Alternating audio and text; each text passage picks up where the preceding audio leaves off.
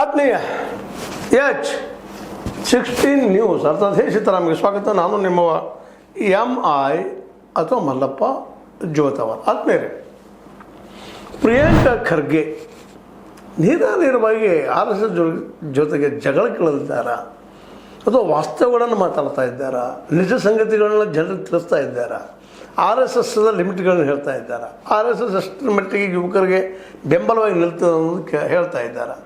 ಒಟ್ಟಾರೆಯಾಗಿ RSSದ ದೋಷಗಳನ್ನು ತಪ್ಪುಗಳನ್ನು ಜನರ ಮಧ್ಯೆ ಹೇಳೋ ಪ್ರಯತ್ನ ಮಾಡ್ತಾ ಇದ್ದಾರೆ ಅಂತೇಳಿ ಭಾಳಷ್ಟು ಜನ ಆಡ್ಕೊಳ್ತಾ ಇದ್ದಾರೆ. ಯಾಕಂದರೆ ಅವ್ರು ಕೇಳೋ ಪ್ರಶ್ನೆ ನೇರವಾಗ್ಯದ. ಏನಪ್ಪ ಅಂತಂದ್ರೆ, ಯಾವ BJP ನಾಯಕ ಅಥವಾ RSS ನಾಯಕರ ಮಕ್ಕಳು ಈ ಗೋಮೂತ್ರ ಕುಡಿತಾರ, ದಿನನಿತ್ಯ ಬಂದು RSS ಕೆಲಸಗಳನ್ನು ಮಾಡ್ತಾರ, ಅಥವಾ ಸಂಘಟನೆ ಮಾಡಿ ಗೋಮೂತ್ರ ಜೊತೆಗೆ ಗೋಶಾಲೆಗಳು ಹೋಗಿ ಗೋಗಳನ್ನು ರಕ್ಷಿಸ್ತಾರ. ಅದೇ ಕಾಲಕ್ಕೆ ಈಗ ಹಿಂದೂ ಮುಸ್ಲಿಮ್ ಆದಾಗ ಮುಂಚೂಣಿಗೆ ಬಂದು ನಿಂತ ಬಡದಾಡ್ತಾರ. ಇದು ಇವತ್ತಿನ ವಿಚಾರ ಮಾಡಿರಿ ಅಂತ ಹೇಳ್ತಾ ಇದ್ದಾರೆ. ವಿಶೇಷವಾಗಿ ದಲಿತ ಹಿಂದುಳಿದ ಬಡ ಯುವಕರನ್ನು RSS BJPಯವರು ಕೋಮುಗಲಭೆ ಘರ್ಷಣೆಗಳಿಗೆ ಬಳಕೆ ಮಾಡಿ ಕೊಡುತ್ತಾರೆ. ಹೀಗಾಗಿ ಯುವಕರು ದಯವಿಟ್ಟು RSS ತಂಟೆಗೆ ಹೋಗಬೇಡಿ ನೇರವಾಗಿ ಹೇಳ್ತಿದ್ದಾರೆ. ಬಡ ಮಕ್ಕಳಪ್ಪ, ನೀವು ನಾಳೇನೋ ಜೈಲ್ದಾಗ ಬಿದ್ದು ಬಿಟ್ರಿ, ಏನೋ ಅದು ನಿಮ್ಗೆ ಬಂದು ಉಳಿಸೋರು ಯಾರು? ಸ್ವತಃ ತಮ್ಮದೇ ಉದಾಹರಣೆ ಕೊಡ್ತಾರೆ. ತಮಗೆ ನಿಂದನೆ ಮಾಡಿದಂಥ RSS ಬಂದ ಹುಡುಗಿಗೆ ಅವ್ರು ಯಾರು ಬೇಲ್ ಸೆಂದು ಕೊಡಲಿಕ್ಕೆ ಅಥವಾ ವಕೀಲ ಇಡಲಿಕ್ಕೆ ಬರಲಿಲ್ಲ. ಯಾರು RSSದವರು ಕೊನೆಗೆ ಅವ್ರ ತಾಯಿ ಬಂದು ನನಗೆ ರಿಕ್ವೆಸ್ಟ್ ಮಾಡಿದ್ರೆ ನಾನು ಬಿಟ್ಟುಬಿಟ್ಟೆ ಅದನ್ನು ಅಂತ ಹೇಳ್ತಾ ಇದ್ದಾರೆ. ಈ ರೀತಿಯಾದ ಇಲ್ಲೇ ಬಜರಂಗ ದಳದ ಹುಡುಗರಾಗಿರ್ಬೋದು, ರಾಮಸೇನೆ ಹುಡುಗರಾಗಿರ್ಬೋದು, ಮತ್ತಾವುದೇ ಸಂಘ ಪರಿವಾರದ ಹುಡುಗರಾಗಿರ್ಬೋದು, ಯುವಕರಲ್ಲೇ ಸುಮ್ಮನೆ ಮತ್ತಿಯ ಗಲಭೆಗೆ ಹಚ್ಚಿ ತಾವು ಬೇಳೆ ಬೇಯಿಸ್ಕೋತಾರೆ. ಅವ್ರು ರಕ್ಷಣೆ ಸಹಿತ ಮಾಡೋದಿಲ್ಲ. ಇವರು ಇವತ್ತು ಇನ್ನೂ ಕೆಲವೊಂದು ಪ್ರಶ್ನೆ ಮಾಡ್ತಾ ಇದ್ದಾರೆ. ಎಷ್ಟು ಜನರಿಗೆ ಇವತ್ತೇನು ಇವರು ಹಿಂದುತ್ವದ ಬಗ್ಗೆ ಮಾತಾಡ್ತಾ ಮತ್ತೇನು ಮಾತಾಡ್ತಾ ಯುವಕರನ್ನು ಸೆಳೀತಾ ಇದ್ದಾರೆ. ಪೆಟ್ಟಂಗಿ ಕಟ್ಟಂಗಿ ಅಂತಾರೆ, ಮತ್ತೇನು ಅಂತಾರೆ. ಅಡ್ಡಿಲ್ಲ ನೋಡಿ, ಎಷ್ಟು ಜನ ಇವರು ವರ್ಷಕ್ಕೆ 2 ಕೋಟಿ ಉದ್ಯೋಗ ಕೊಡ್ತಾನೆ ಅಂತ ಹೇಳಿದ್ರು. ಎಷ್ಟು ಜನಕ್ಕೆ ಉದ್ಯೋಗಗಳನ್ನು ಕೊಟ್ಟಿದ್ದಾರೆ ಇವರು. ಅದು ಹಿಂದೂಗಳಿಗೆ ಕೊಡ್ರಿ, ಬಿದ್ದ ಮಕ್ಕಳಿಗೆ ಕೊಡ್ರಿ, ಬಟ್ಟೆಗೆ ಕಟ್ಟಂಗಿ ಎಲ್ಲರೂ ಒಂದೊಂದು ಹೇಳ್ತೀರಿ, ಎಲ್ಲರೂ ಕೊಡ್ರಿ, ಉದ್ಯೋಗ ಕೊಟ್ಟಿದ್ದೀರಿ ಇಲ್ರಿ. RSS ಮತ್ತು BJP ನಾಯಕರ ಮಕ್ಕಳು ಇವತ್ತು ವಿದೇಶಗಳಿಗೆ ಕಲಿತಾ ಇದ್ದಾರೆ, ದೊಡ್ಡ ಹೈಯರ್ ಆಫೀಸರ್ ಆಗ್ತಾ ಇದ್ದಾರೆ. ಎಂದೋ ಒಮ್ಮೆ ದಸರಾಗೋ ಇನ್ನೊಂದು ಬಂದ ಒಂದಿಷ್ಟು ಸದಾ ವತ್ಸಲೆ ಅಂತೇಳಿ ಪೂಜೆ ಮಾಡಿ ಹೋದ್ರೆ ಆಯ್ತಾ ಅಂತ ಪ್ರಶ್ನೆ ಮಾಡ್ತಾ ಇದ್ದಾರೆ. ಹೌದು, ಇವೆಲ್ಲ ಸತ್ಯನ ಅಂತ ಅನ್ನಿಸ್ತಾ ಇದೆ. ಯಾಕಂದರೆ ಯಾರೂ ತಮ್ಮ ಮಕ್ಕಳನ್ನು ಈ ಒಂದು ಬೀದಿ ಹೋರಾಟಕ್ಕೆ ಕದನಕ್ಕೆ, ಹಿಂದೂ ಮುಸ್ಲಿಂ ಕದನಕ್ಕೆ ನಮ್ಮ ಮಕ್ಕಳನ್ನು ಕಳಿಸೋದಿಲ್ಲ. ಸ್ವತಂತ್ರವಾದ ಮೀಡಿಯಾಗೆ ಬೇಕಾಗಿರುವುದು ಸ್ವತಂತ್ರ ಧ್ವನಿ. ಆ ಸ್ವತಂತ್ರ ಧ್ವನಿ ಉಳಿಸಲು ನೀವು ಮಾಡಬೇಕಾದದ್ದು ಇಷ್ಟೇ. ಅದೇನಪ್ಪಾ ಅಂತಂತಂದ್ರೆ, ನಿಮ್ಮ ಕೈಲಾದಷ್ಟು ಸಹಾಯ ಈ ಚಾನಲ್ಗೆ ಮಾಡಿ ಹಾಗೂ ನಿಮ್ಮ ಧ್ವನಿಯನ್ನು ಕಾಪಾಡಿಕೊಳ್ಳಿ. ವಿಶೇಷವಾಗಿ ನನ್ನ ಜೊತೆಗೂ ಅನೇಕ ಬಜರಂಗ ದಳದ ಮಕ್ಕಳ ಜೊತೆ ವಿದ್ಯಾರ್ಥಿಗಳ ಜೊತೆ ಮಾತಾಡಿದ್ವು. ಅದು ಹೌದ್ರಿ, ನಮ್ಮನ್ನು ಒಂದೇ ಪಂಕ್ತಿಯಾಗಿ ಕೂಡಿಸೋದಿಲ್ಲ, ನಮ್ಮದು ಮತ್ತು ಬೇರೆ ಮೇಲ್ಜಾತಿ ಅವ್ರದ್ದು ಬ್ಯಾನರ್ ಕೂಡಿಸ್ತಾರೆ ಅಂತ ಮಾತುಗಳು ಮಾತಾಡ್ತಾ ಇದ್ದಾರೆ. ಆಂತರಿಕವಾಗಿ ಹಿಂಗದ ಇಲ್ಲಿ ಪರಿಸ್ಥಿತಿ ಅಂದಾಗ ಇಂಥವ್ರು ನೀವು ಬೆನ್ನತ್ತಿ ನೀವೇನು ಸಾಧಿಸ್ತೀರಿ ಅಂತೇಳಿ ಭಾಳ ನೇರವಾಗಿ RSSದವರು ಮಾಡಿದ ಕೋಮು ಪ್ರಚೋದನೆಯಿಂದ ಎಷ್ಟೋ ಯುವಕರು ಬಲಿಯಾದರು. ಹಿಂದುಳಿದ ವರ್ಗದವರು, ದಲಿತರು, ಆರ್ಥಿಕವಾಗಿ ಹಿಂದುಳಿದವರು ಇವರು ಗುರಿ. ಇಂಥವ್ರ ಮಕ್ಕಳನ್ನು ತೊಗೊಂಡು ತಮಗೆ ಬೇಕಾದಂಗೆ ಆಟ ಆಡಿಸ್ತಾ ಇರ್ತಾರೆ ಇವರು ಅಂತ. RSS ಯುವಕರಿಗೆ ಪ್ರಚೋದನೆ ನೀಡಿ ಭಾಳ ಹಾಳು ಮಾಡುತ್ತಿದೆ. RSS ಯುವಕರಿಗೆ ಪ್ರಚೋದನೆ ನೀಡೋದು, ಹಿಂದೂ ಮುಸ್ಲಿಂ ಮಾಡೋಕ್ಕೆ ಪ್ರಯತ್ನ ಮಾಡೋದು, ಮಾಡೇ ಅವ್ರು ಭಾಳ ಹಾಳು ಮಾಡುವಂಥದ್ದು ಮಾಡ್ತಾರೆ. ಇಂಥ ಮಕ್ಕಳಲ್ಲಿ ಯಾರೂ BJP ನಾಯಕರ ಮಕ್ಕಳಿಲ್ಲ. ಅವರು ಎಲ್ಲೂ ಪೂರ್ಣ ಪ್ರಮಾಣದ ಪ್ರಚಾರ ಕೆಲಸ ಮಾಡಲ್ಲ. ಶಾಲು ಹಾಕಿಕೊಂಡು ಗೋಮೂತ್ರ ಕುಡಿದುಕೊಂಡು ಖಾಕಿ ಜಡ್ಡಿ ಹಾಕಿಕೊಂಡು ಓಡಾಡುವುದಿಲ್ಲ ಇವರಾರು. ಇನ್ನೊಬ್ಬರ ಮಕ್ಕಳ ಮೇಲೆ ಅಂದ್ರೆ ಇನ್ನೊಂದು ಯಾರೋ ಸತ್ತಿರ್ತಾರ, ಆ ಸತ್ತ ಹೆಣದ ಮೇಲೆ ತಲೆ ಸುರು ತಿನ್ನುವಂಥವ್ರು ಇವರು ಅನ್ನುವಂಥ ಇನ್ನೂ ಅನೇಕ ಮಾತುಗಳನ್ನ ಆಡಿ ಹೇಳ್ತಾ ಇದ್ದಾರೆ. ಇವು ವಾಸ್ತವವಾಗಿ ಸತ್ಯನ ಸುಳ್ಳಲ್ಲ. ಯಾಕಂದ್ರೆ ಭಾಳಷ್ಟು ಯುವಕರನ್ನು ನೋಡ್ತಾ ಇದ್ದೀವಿ ಇವತ್ತು. ಏನಪ್ಪ ಅಂತಂದ್ರೆ ಈ ರೀತಿಯಾಗಿ ಅದಕ್ಕೆ ಒಂದು ತಮ್ಮದೇ ಒಂದು ಉದಾಹರಣೆ ಕೊಟ್ಟಿದ್ದು ಹೇಳ್ತೇನೆ ನಿಮಗೆ. ಬಡ ಯುವಕ RSSದು ಇಲ್ಲ ನಂಬಿಕೆಂಥ ಹುಡುಗ ಇವರು ಟೀಕಾ ಮಾಡಿದ್ದಕ್ಕಾಗಿ ಬಂದವರು ವಕೀಲನೂ ಕೊಡಲಿಲ್ಲ, ಅವ್ರು ಉಳಿಸ್ಕೊಳ್ಳಿಲ್ಲ, ಜೈಲಿಂದ ಹೊರಗೆ ತರಲಿಲ್ಲ. ಕೊನೆಗೆ ನಾನು ಮಾತು ಬಿಟ್ಟು ಅವ್ರ ತಾಯಿದು ದುಃಖ ನೋಡಲಾರ್ದನ್ನೊಂದು ಮಾತನಾಡ್ತಿದ್ದಾರೆ.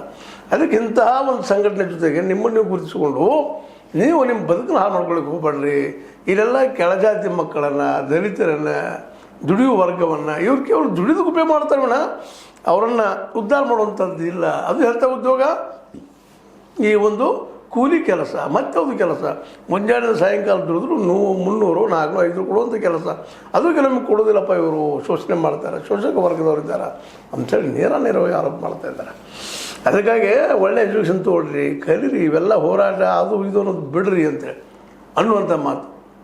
ಯಾಕೆ ಮಾತನ್ನು ಈ ಸಂದರ್ಭದಲ್ಲಿ ತೆಗೆದುಕೊಳ್ಬೇಕಾಗ್ಯದಪ್ಪ ಅಂತಂದ್ರೆ, ಈ ಒಂದು RSS ಇದ್ದಿದ್ದು ನಮ್ಮ ಯುವಕರನ್ನ ದಾರಿ ತಪ್ಪಿಸ್ತದೆ ಅಂತ. ಅವ್ರು ನಿಜವಾಗಿಯೂ ಒಳ್ಳೆ ಮನಸ್ಸಿದ್ರೆ ಇವತ್ತು 2 ಕೋಟಿ ಉದ್ಯೋಗ ಕೊಡ್ತಾನೆ ಅಂತ ಹೇಳಿದ್ರಪ್ಪ ಇವರು. ಅವ್ರಿಗೆ ಕೊಡ್ರಿ, ದಲಿತರಿಗೆ ಹಿಂದುಳಿದರಿಗೆ ಉದ್ಯೋಗ ಕೊಡಲಿ, ಅವ್ರಿಗೆ ಉದ್ಯೋಗ ನಿರತರನ್ನಾಗಿ ಮಾಡ್ರಿ, ಇಲ್ಲಂತಲ್ಲ. ಇದುವರೆಗೆ ಉದ್ಯೋಗ ಸೃಷ್ಟಿ ಮಾಡ್ತಾ ಇಲ್ಲ ನೀವು ಅನ್ನುವಂಥ ಮಾತನ್ನು ಮಾತಾಡ್ತಾ ಇದ್ದಾರೆ. ಮುಸ್ಲಿಮರು ಹೆಂಗೋ ದುಡುತ್ತಿರ್ತಾರೆ ತಿನ್ನಲಿ ಅವರು ಅನ್ನುವಂಥದ್ದು ಇರ್ಬೋದು. ಮತ್ತೆ ಮಾತುಗಳನ್ನು ಮಾತಾಡಿದ್ದಾರೆ. ಅವರು ಮಾತಾಡೋ ಮುಂದೆ ಭಾಳ ಏನಪ್ಪ ಅಂದ್ರೆ ಅವರು ಎಚ್ಚರಿಕೆ ಕೊಡೋದು ಏನಪ್ಪ ಅಂದ್ರೆ, ಬಿದ್ದ ಸಮುದಾಯಗಳ ಮಕ್ಕಳೇನದಪ್ಪ ಅಂದ್ರೆ ಅನಗತ್ಯ ಇವರ ಕೋಮು ಮನಸ್ಥಿತಿಗೆ ಬಲಿಯಾಗಿ ಬದುಕನ್ನು ಹಾಳು ಮಾಡ್ಕೊಳ್ಳೋಂಥದ್ದು ಬೇಡ, ಜೈಲಲ್ಲಿ ಬಿದ್ದು ಹೋಗುವಂಥದ್ದು ಆಗಬಾರ್ದು ಅಂತೇಳಿ ಭಾಳಷ್ಟು ಅನುಭವಗಳು ಆಗಿದ್ದಾರೆ. ಭಾಳ ಜನ ಈ ಹೇಳ್ತಿಲ್ಲ ನಿಮಗೆ, ಜಸ್ಟ್ ಬಸವನದಳದಾಗಿರ್ಬೋದು, ರಾಮ ಸೇನೆಯ ಹುಡುಗರಾಗಿರ್ಬೋದು, ಅನೇಕ ಸಲ ಪಾಪ ಜೈಲಿಗೆ ಬೀಳ್ತಾರೆ. ಅವ್ರನ್ನ ಕರ್ಕೊಂಬರಕ್ಕೆ ತಯಾರು ಇರೋದಿಲ್ಲ, ಒಳಗೆ ಬಿದ್ದುಕೊಂಡು ಹೋಗುವಂಥ ಪ್ರಸಂಗಗಳು. ಹೀಗಾಗಿ ಇಂಥ ಮಕ್ಕಳಿದ್ದಂಥವ್ರು, ಅದರಲ್ಲೂ ದಲಿತರ ಮಕ್ಕಳು, ಬಿದ್ದವ್ರ ಮಕ್ಕಳು, ಬಡವರ ಮಕ್ಕಳು, ಅವ್ರ ಜೊತೆಗೆ ಏನಪ್ಪ ಅಂದ್ರೆ ಆದಿವಾಸಿಗಳ ಮಕ್ಕಳು, ಮೈನಾರಿಟಿದ್ದೇ ಹೋಗೋದಿಲ್ಲ, ವಿಶೇಷವಾಗಿ ಮುಸ್ಲಿಮ್ಸ್ ಅಂತ ಕಡೆ ಹೋಗೋದಿಲ್ಲ. ಉಳಿದವರೆಲ್ಲರೂ ವಿಶೇಷ ಆಕರ್ಷಣೆ ಅದ, ಚಂದ ಮಾತಾಡ್ತಾ ಇರ್ತಾರೆ. ದೇಶ ರಕ್ಷಣೆ ಅಂತ ಹೇಳ್ತಾ ಎಲ್ಲರೂ ಕರಿತಾ ಇರ್ತಾರೆ. ಅವರಿಂದ ಏನು ಉದ್ಯೋಗ ಸೃಷ್ಟಿ ಆಗಲಿಲ್ಲ, ಇಲ್ಲಿವರೆಗೆ 12 ವರ್ಷ ಆಯಿತು, ಮತ್ತೊಂದಾಗಿರಲಿಲ್ಲ, ಮಗುಂದಾಗಿರಲಿಲ್ಲ. ಬರೀ ಎದ್ದ ತಕ್ಷಣ ಹಿಂದೂ ಮುಸ್ಲಿಮ್ ಅನ್ನುವಂತಹ ವಾತಾವರಣ ಕ್ರಿಯೇಟ್ ಮಾಡುವಂಥದ್ದೇ ಆಯ್ತೇನೋ, ಮತ್ತೇನೂ ಇಲ್ಲ ಅನ್ನುವಂಥದ್ದು. ಅದಕ್ಕೆ ಈ ಒಂದು ಪ್ರಚೋದನಾತ್ಮಕವಾದಂತಹ ಒಂದು ಏನಪ್ಪ RSS ಒಂದೇನು ಪ್ಲ್ಯಾನ್ ಅದ.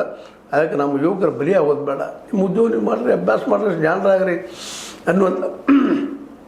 ಅನ್ನುವಂಥ ಮಾತುಗಳನ್ನ ಅವ್ರು ಹೇಳ್ತಾ ಇದ್ದಾರೆ. ಇದರಲ್ಲೇ ನಿಜವಾಗಿಯೂ ಈ ಒಂದು ಸಮುದಾಯವನ್ನು ಎಚ್ಚರಗೊಳಿಸುವಂಥ ಕೆಲಸ ಮಾಡ್ತಾಯಿದ್ರು. ಇಲ್ಲಿವರೆಗೆ ವಿಶೇಷವಾಗಿ ಸಿದ್ದರಾಮಯ್ಯನವರು ಒಂದಿಷ್ಟು ಕೆಲವು ಜನ ಮಾಡ್ತಾಯಿದ್ರು.